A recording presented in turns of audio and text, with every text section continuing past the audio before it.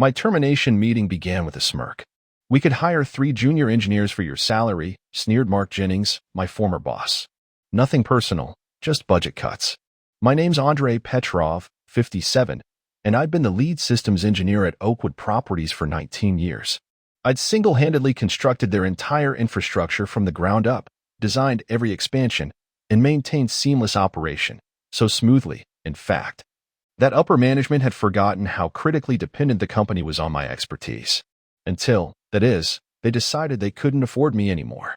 Across the table sat Richard Miller, the newly appointed Chief Technology Officer, barely 6 months into the job.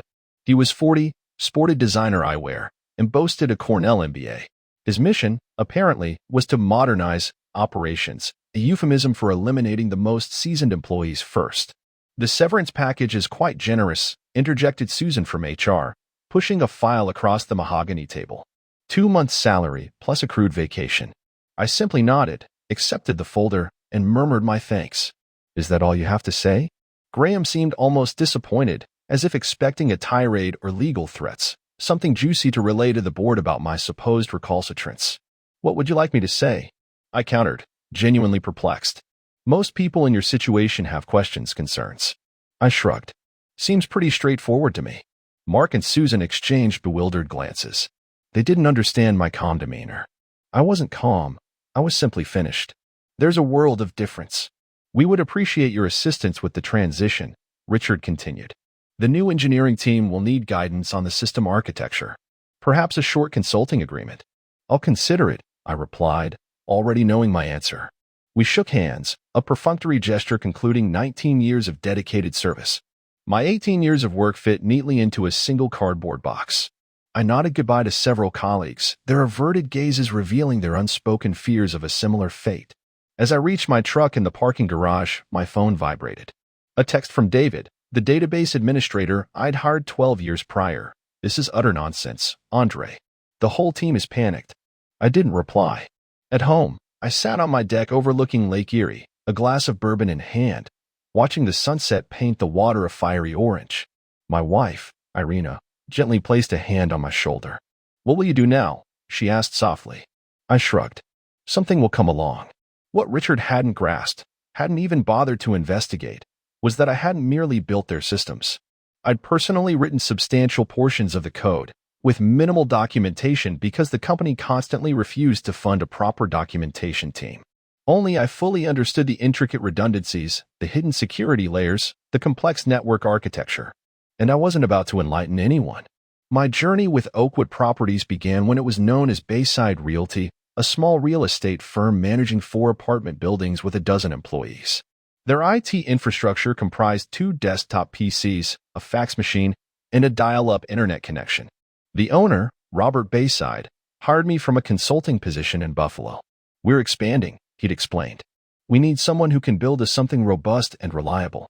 Over 19 years, I transformed that rudimentary setup into a sophisticated property management system encompassing tenant applications, background checks, automated maintenance requests, and rent collection across 72 properties in 5 states. I'd build it incrementally, adapting, upgrading, and refining as the company grew. When Robert retired 5 years earlier, his son, Thomas, sold the company to a private equity firm, which rebranded it as Oakwood Properties. They retained me, impressed by my accomplishments, but things gradually shifted. New executives, new priorities. Short-term gains overshadowed long-term stability. The warning signs emerged subtly. First, they rejected my proposal for a documentation team. "Too expensive," they declared. "We'll address it next quarter." That quarter never materialized. Then came the consultants, young MBAs obsessed with disrupting property management and leveraging cloud solutions. They'd sit through my system architecture explanations with vacant stares, then recommend off-the-shelf solutions incompatible with our custom infrastructure. I pushed back repeatedly, highlighting the flaws in their approach, showcasing the custom code that made our system unique. Eventually, they ceased inviting me to planning meetings. Irina noticed the change before I did. "They're pushing you out," she observed one evening. "You need to prepare." I dismissed her concerns. They need me. No one else understands how the entire system functions. "That might be the problem," she replied astutely. 6 months prior, they'd hired Richard as CTO. He hailed from a financial software company and immediately began advocating for standardization and legacy system replacement. He hired 3 junior engineers straight out of college, assigning them to shadow me and bombard me with questions. I answered patiently, yet I knew they weren't grasping the intricacies. How could they? It had taken me years to build those systems, to understand the interdependencies, to create the redundancies that ensured seamless operation even during unforeseen issues. Last week, Richard dropped by my office. "Quick meeting tomorrow morning," he announced casually. "Just a quarterly check-in." I should have known. The first call arrived 2 weeks after my termination. I was updating my resume when my phone rang. "Richard Miller." I sent it a voicemail. "Andre, it's Richard. We're experiencing problems with the tenant portal. The junior team is struggling to understand some of your code architecture. Could you call back? It's just a quick consultation." I deleted the message and returned to my resume. 3 more calls followed that day, each voicemail increasingly desperate. By evening, David texted, "The system's been down all day. Maintenance requests aren't processing." Richard's freaking out. The next morning, Susan from HR called. "Andre, I hope you're doing well. We'd like to discuss a consulting arrangement. Temporary, to address current system issues. The compensation will be very generous." I answered, "How generous?" $350 per hour, minimum 4-hour engagement. "I'll consider it and get back to you," I said, then hung up. I sat at my kitchen table, gazing at the lake. Irina placed a cup of coffee before me. "What are you thinking?" she asked. "I'm thinking they're discovering precisely what I'm worth." Over the next 3 days, the calls intensified. Richard, Susan, even Thomas Bayside, who remained on the board. The tenant portal was down. The maintenance scheduling system was malfunctioning. Automatic payments had failed, impacting thousands of residents. I ignored them all. On day 4, an email arrived from Sterling Systems, a regional competitor to Oakwood. It was from their director of technology, William Sterling himself. "Andre, I heard about your situation at Oakwood. We've always admired your work. Would you be interested in discussing opportunities? We're upgrading our entire property management infrastructure." I replied, scheduling a meeting for the next day. That evening, as Irina and I prepared dinner, the doorbell rang. Richard Miller stood on my porch, his designer glasses slightly askew, his usually impeccable suit rumpled. "Andre, I apologize for the unannounced visit, but we have a critical emergency. The entire system is down. The team is clueless." I leaned against the doorframe. "That sounds serious." "It is. We need your help. The board has authorized a substantial consulting fee. $500 an hour. Whatever it takes." I thought about the cardboard box in my garage, 18 years of work reduced to a few mementos. I thought about nothing personal, just cost-cutting. I thought about the documentation team they'd consistently refused to approve. "I'm sorry to hear about your troubles," I said quietly. "But I have an interview tomorrow. Something will turn up, just as I suspected." I closed the door on his stunned expression and returned to dinner.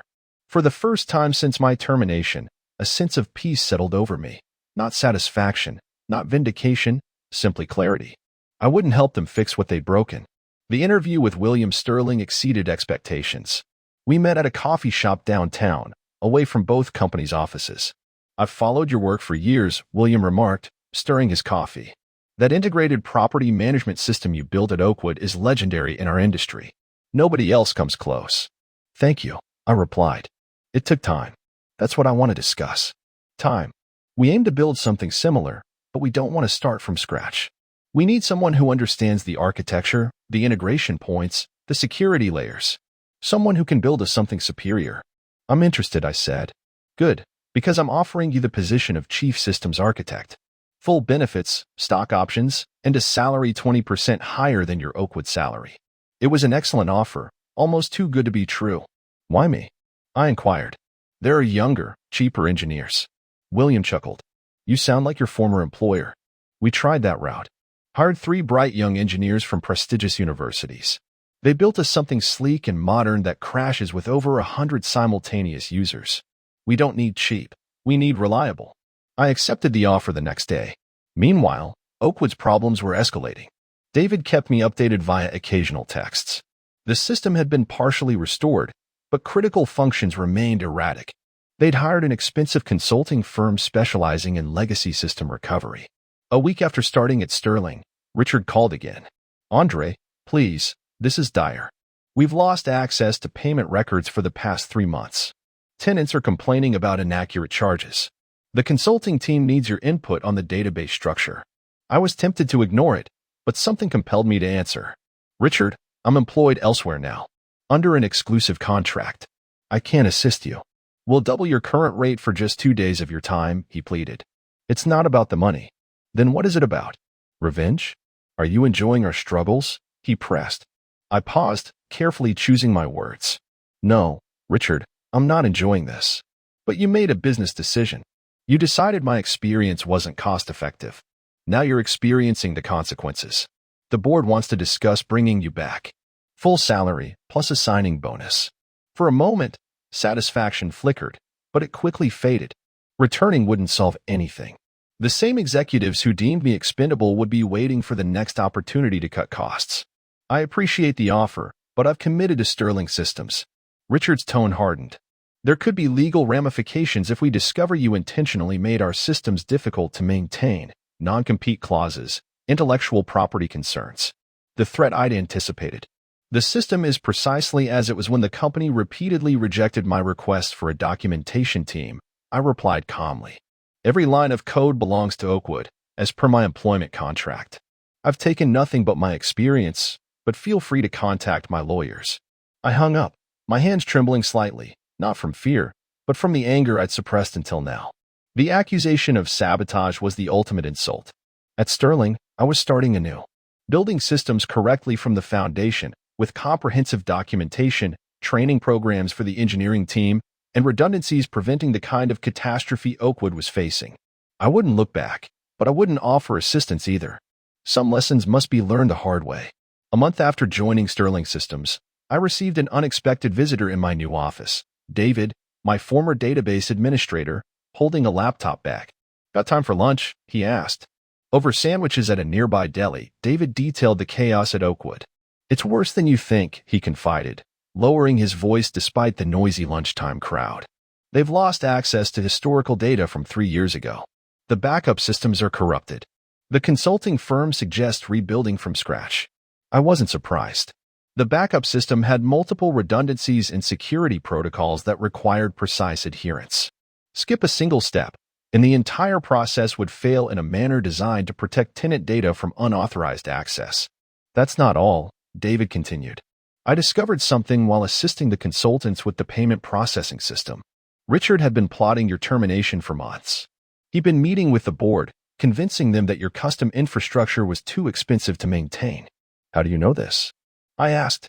David opened his laptop, displaying a series of emails he'd unearthed from the system archives, emails between Richard and the board discussing the legacy staff reduction plan, specifically naming me as the initial target. He told them they could replace you with cheaper engineers and transition to off-the-shelf solutions within 6 months, David explained. He projected cost savings exceeding $1 million annually. I read the emails, feeling strangely detached. One line from Richard stood out. Petrov's custom systems are unnecessarily complex. He's made himself indispensable through design, not necessity. There's more, David added. The private equity firm owning Oakwood is planning a sale. They've been preparing for over a year. Richard was specifically hired to cut costs and enhance profitability before the sale. Now it all made sense. The push for standardization, the resistance to proper documentation, the sudden focus on reducing senior staff costs. It wasn't about company improvement. It was about preparing for a quick sale. Why are you showing me this? I asked. David closed his laptop. Because I quit yesterday, and I'm not alone. Half the IT department has left. The consultants estimate at least 6 months to restore full functionality, maybe longer. And because Oakwood's largest client, Westwood Properties, is considering leaving, they've lost faith in the management system. I consider the implications. Westwood represented nearly 30% of Oakwood's revenue. Losing them would be devastating, especially with a sale pending. What will you do now? I asked. David grinned. Actually, I was hoping Sterling might be hiring database administrators. Later that afternoon, I spoke with William about hiring David. He agreed immediately. We were building a team, one member at a time, with individuals who understood the significance of creating enduring systems. That evening, I received another call from Richard. This time, his authoritative tone was gone. Andre, please. The situation is critical. Westwood is threatening to terminate their contract. The board is questioning my decisions. We need your help. I'm sorry, Richard. I can't help you. Name your price, anything. It's not about the price. It's about respecting experience, the effort involved in building something correctly the first time. The line was silent for a moment. You knew this would happen, he finally said. You knew exactly what would break and when. No, Richard. I simply knew what I'd built and what it took to maintain it. Information I tried to share countless times. I ended the call feeling neither triumphant nor regretful, just the quiet assurance that some lessons are learned only through failure. The opportunity arrived sooner than expected. 2 months into my role at Sterling Systems, William called me into his office. I just spoke with Arthur Westwood, he said, referring to the CEO of Westwood Properties. They're officially terminating their contract with Oakwood next month. They want to know if we can handle their portfolio. Westwood Properties managed over 11,000 units across the Northeast. It would more than double Sterling's current operations. We're not ready for that scale, I admitted. The new system is progressing, but it's only halfway complete. William leaned forward. What would it take to be ready, if we had to? I considered the requirements. 3 more senior engineers, dedicated server infrastructure, and at least 9 weeks of development time. Even then, it would be a tight deadline. He's desperate. Oakwood's failures are damaging their tenant relations. He's willing to give us 13 weeks and fund the infrastructure expansion. This was the pivotal moment. If Sterling took on Westwood and succeeded, it would establish us as a major industry competitor. If we failed, it could sink both companies. Let me consider the architecture, I replied. I'll draft a plan by tomorrow. That night, I barely slept. I sketched system diagrams, mapped data migration pathways, and considered scaling challenges. By morning, I had a plan, ambitious but achievable, a hybrid approach allowing us to onboard Westwood's properties in phases, minimizing disruption. When I presented it to William, he studied it carefully. This is robust, he concluded. But I notice you've included a substantial documentation phase. That adds 4 weeks to the timeline. It's non-negotiable, I stated firmly. That's where Oakwood failed. We document everything from the outset. We train the team on every component. No single points of failure. William nodded. I'll trust your judgment. Let's proceed. The following weeks were intense. We hired 6 more engineers, including 2 who'd recently left Oakwood. David built a database migration tool capable of translating Oakwood's data structure into our new system. I designed a modular architecture that could scale with Westwood's needs.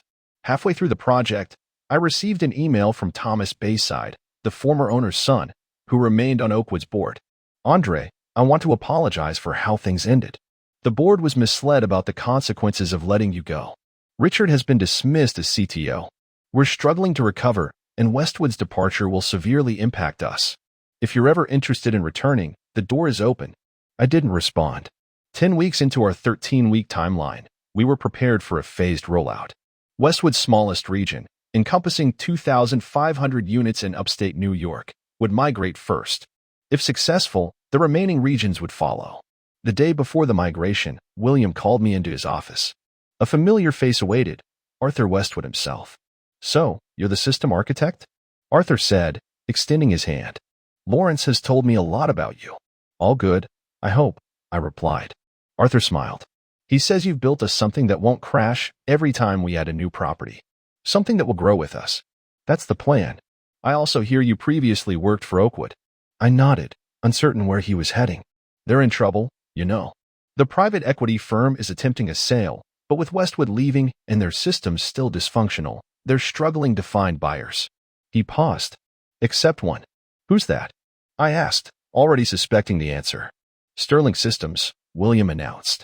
We're considering an offer at a significant discount to their valuation 6 months ago. I looked between them, processing the implications. If that happens, Arthur continued, we'd need someone who understands both companies to lead the integration.